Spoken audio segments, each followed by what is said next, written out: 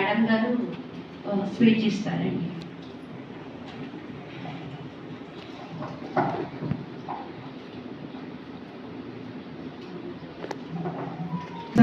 జయంతికి వచ్చిన అందరికీ కూడా ముందుగా నమస్కారాలండి.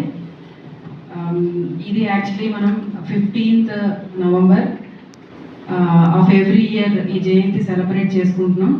సో దీని ముఖ్య ఉద్దేశం ఏంటంటే ఈ బిర్సా ముండా అనే ఈ ట్రైబల్ లీడర్ ఎవరైతే ఉన్నారో అతను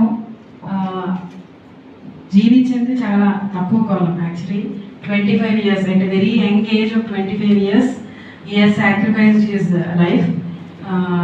అండ్ ఆ 25 yearsలో ఆయన ఎంత స్ఫూర్తిని ఇచ్చారంటే ఆ ట్రైబల్ పాపులేషన్ ఫ్రీడమ్ స్ట్రగుల్లో వాళ్ళు ఎంటర్ అవ్వడానికి ఆయన ఇచ్చిన స్ఫూర్తి మనం ఇప్పటి వరకు గుర్తుపెట్టుకొని దాన్ని సెలబ్రేట్ చేసుకుంటున్నామంటే దట్ టెల్స్ హిస్ గ్రేట్నెస్. అంటే అంత యంగ్ ఏజ్లో కూడా he was so matured.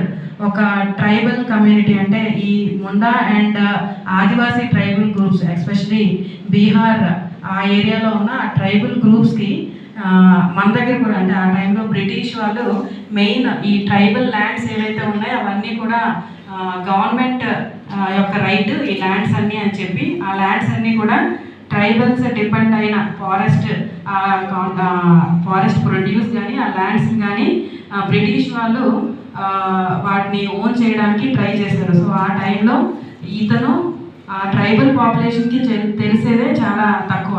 So అలాంటి వాళ్ళని వాళ్ళ రైట్స్ వాళ్ళకి తెలియజేయడం, ఆ విధంగా వాళ్ళందరినీ కూడా ఆ బ్రిటిష్ వాళ్ళ మీద రివోల్ట్ తీసుకొచ్చి వాళ్ళ రైట్స్ని వాళ్ళు ఎలా ప్రొటెక్ట్ చేసుకున్నారు అనేది అంటే ఆ రివోల్ట్కి ఈయన చాలా ఏమంటారు ముఖ్య పాత్రధారి. సో ఈ విషయంలో మనం తెలుసుకోవాల్సింది ఏంటంటే వెరీ యంగ్ ఏజ్ అతను అంతా మెచ్యూర్డ్గా అతనుకున్న అంటే మెయిన్ అంటే ఈ ట్రైబల్ పాపులేషన్ కానీ అందరము ఈక్వాలిటీ అనేది అండ్ ఆ ఏజ్లో